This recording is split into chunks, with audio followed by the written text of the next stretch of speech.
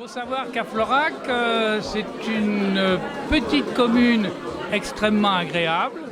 Il est fait froid l'hiver, il est fait chaud l'été, mais les gens sont toujours sympathiques. Nous sommes au centre, très précisément au centre d'un lieu de 3 massifs géologiques, le granit, le schiste et le calcaire, donc avec des paysages vraiment très différents. Et Florac en est le cœur emblématique, avec 3 rivières aussi qui se retrouvent dans Florac, la Miminte qui se jette dans le Tarnon à l'entrée de Florac et le Tarnon qui se jette dans le Tarn à la sortie de Florac, d'où le nom de Florac Trois-Rivières. Dans l'objectif de la caméra, Florac, la ville aux 3 rivières située dans le parc national des Cévennes.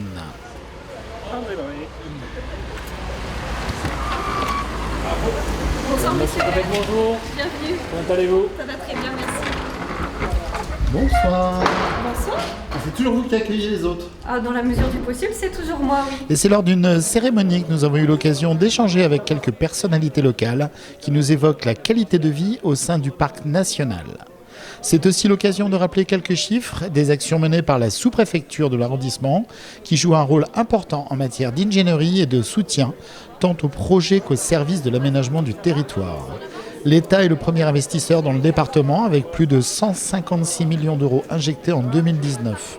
Ce dernier s'engage toujours plus en Lozère. D'ailleurs, c'est le premier département en Occitanie et le 5e de France à avoir un tel niveau de DETR, les dotations d'équipement des territoires ruraux, avec près de 15 millions d'euros engagés. Un exemple majeur de cet investissement conséquent, la mission Aider, qui permettra à plusieurs logements et commerces de voir le jour à Florac. L'intervention en matière d'aménagement du territoire ne se limite pas à des aides financières. La plus-value de la sous-préfecture est aussi la mise à disposition de toutes ses compétences techniques, financières, ainsi qu'une ingénierie qu'elle propose aux élus et aux collectivités. Je travaille avec des gens qui ont choisi de s'engager pour le service public, pour vous aider, vous tous, et vous accompagner dans vos projets administratifs. Ça peut être un permis de conduire, c'est très simple, mais ça peut être aussi des élus qui viennent me voir parce qu'ils ont envie de rénover une école, une maison de retraite. Ça, on parle de projets structurants pour l'arrondissement. Et là, vraiment, je souhaite les accompagner au quotidien pour que les projets puissent aboutir. Et à Madame la sous-préfète de rappeler que les services de l'État et tous ses partenaires ont accompli de belles choses et sont parvenus à une grande réussite collective en 2019. À la Lozère, évidemment, c'est la proximité. Cette proximité, elle est très importante pour moi. C'est vraiment un élément capital que j'ai souhaité mettre au cœur de mon action.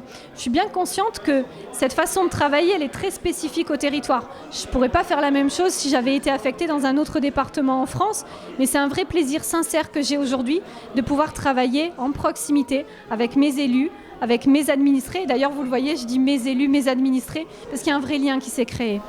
La sous-préfecture assure une mise en œuvre et une coordination des politiques publiques sur le territoire de l'arrondissement, mais également et au-delà, elle assure des missions au profit de toute la Lozère au titre de ses compétences départementales déléguées telles que la sécurité publique et la sécurité civile, mais aussi l'environnement et le tourisme.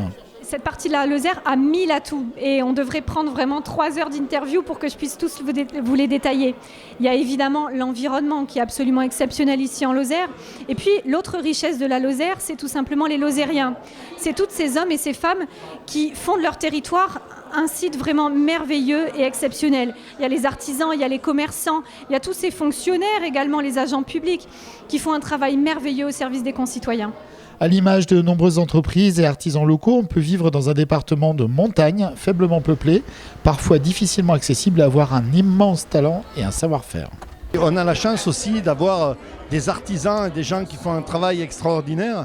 Je pense à l'atelier du miel à la châtaigne qui fait des choses extraordinaires, mais celui qui est le plus connu et qui maintenant porte haut les couleurs de Florac Trois-Rivières, c'est Julien Tuffery et Myriam, qui ont 2 jeunes qui se sont lancés vraiment dans la tradition de leur famille, puisque les jeans se faisaient depuis 1892 sur Florac. C'était déjà les Tuffery qui le faisaient à l'époque. Et donc, ils ont relancé une activité. Et puis, Julien a un sens de la communication incroyable. Donc, ils vendent des jeans dans le monde entier maintenant. Et des gens viennent de très loin acheter des jeans à Florac. Et du coup, découvrent Florac. Et ça, je crois que dans le cadre de la communication, c'est quelque chose d'important et qui va être important dans notre économie dans les années à venir. Située au cœur de somptueux paysages des Causses et des Cévennes, Florac est forte d'une richesse environnementale exceptionnelle. C'est une station de tourisme, mais l'une de ses forces, c'est justement d'accueillir le siège du parc national qui fêtera cette année ses 50 ans. Le parc, c'est 3000 km² et plus d'une centaine de communes adhérentes. À signaler que Madame la Préfète est coordinatrice du bien UNESCO Causses et Cévennes et qu'à ce titre, la sous-préfecture de Florac participe aux travaux menés par l'Entente et notamment pour l'inscription de la transhumance au patrimoine culturel immatériel.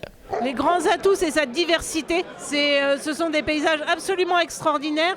Il y a 4 ans, on avait fait venir le congrès des parcs nationaux. Nos collègues qui sont venus de Guadeloupe, de Réunion, ont été complètement fascinés par la diversité de nos paysages et la beauté de ces paysages extraordinaires, qui engendrent évidemment une biodiversité très importante et une palette d'activités de nature qui peuvent être pratiquées dans des conditions exceptionnelles. Ces lieux enchanteurs attirent beaucoup de touristes de plus en plus qui cherchent une belle qualité de paysage et un environnement préservé. On est quand même le siège du Parc national des Cévennes, on est aussi le siège de l'entente interdépartementale UNESCO pour la préservation des paysages agro-pastoraux.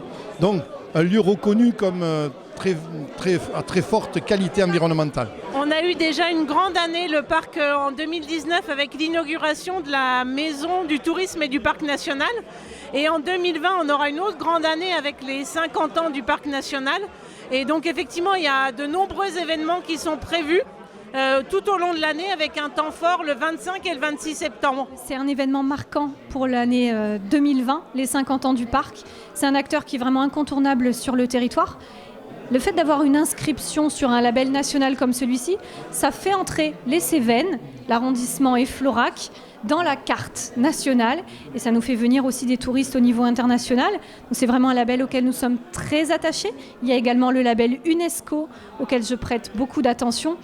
Ces deux éléments font la spécificité de notre territoire et c'est la preuve, s'il était besoin de le démontrer, que nous vivons dans un environnement qui est simplement exceptionnel. C'est un très beau lieu et je crois qu'on a la chance d'avoir une qualité de vie assez extraordinaire, un environnement magnifique. Les personnes qui veulent venir s'installer en Lozère, elles ont la chance de pouvoir vivre dans un territoire qui est absolument préservé aujourd'hui. Et ça, je crois que c'est un atout pour de nombreux jeunes notamment qui sont en recherche d'une vie différente et elles peuvent la trouver sur le territoire de la Lozère et du parc. Je suis également très sportive et j'ai pu m'essayer à toute la nature de la Lozère. On peut faire des trails fantastiques en Lozère. Et puis effectivement, la proximité du Centre national de formation Grimpe m'a amené à découvrir aussi une autre facette, également sportive. Je participe aux sessions de formation qui sont organisées par le Grimpe ici à Florac, pour m'entraîner alors à des descentes en rappel, etc. C'est vraiment passionnant. On a un environnement qui nous permet de faire tout type de sport en extérieur. C'est une vraie richesse pour nous. Et puis, après une bonne journée de travail, on a besoin parfois de décompresser, de penser à autre chose. Et pour ça, la Lozère est fantastique. Mais il faut venir, il faut découvrir ce département qui est très vivant, où il y a beaucoup de traditions, beaucoup d'activités, beaucoup d'associations, beaucoup de fêtes agricoles, beaucoup de sport, beaucoup de loisirs. On a l'eau, une eau de qualité. On est le château d'eau de la France. Voilà, il y a beaucoup de choses à découvrir, mais pour ça, il faut venir. Il faut scruter le département de la Lozère. C'est une douceur de vivre qui est incomparable, un environnement qui est exceptionnel. C'est le bien manger aussi. Je pense que c'est important. Moi qui suis extrêmement gourmande, vous trouverez ici en Lozère des produits qui sont délicieux et puis un accueil incroyable. Moi, j'ai eu la chance d'être accueillie à titre personnel de façon très chaleureuse par l'ensemble des habitants. Et vraiment, ça a facilité mon intégration et mon travail au profit des administrés. Bon, c'est pas toujours simple. Les Cévenols, on dit qu'on est réboussiers. Nous Cévenols, on dit qu'on est réboussiers, qu'on pourrait traduire par un mot rebelle et un peu difficile à aborder. Mais en réalité, il y a beaucoup de cœur. Les Cévennes ont toujours été une terre d'accueil et elles continueront longtemps à l'être. Nous ne pouvons quitter Florac sans remercier chaleureusement toutes ces femmes et ces hommes qui œuvrent pour la réussite de l'arrondissement des Trois-Rivières. Enfin, un remerciement tout particulier à Madame Fabienne qui nous a cocooné lors de cette soirée qui était parfaite.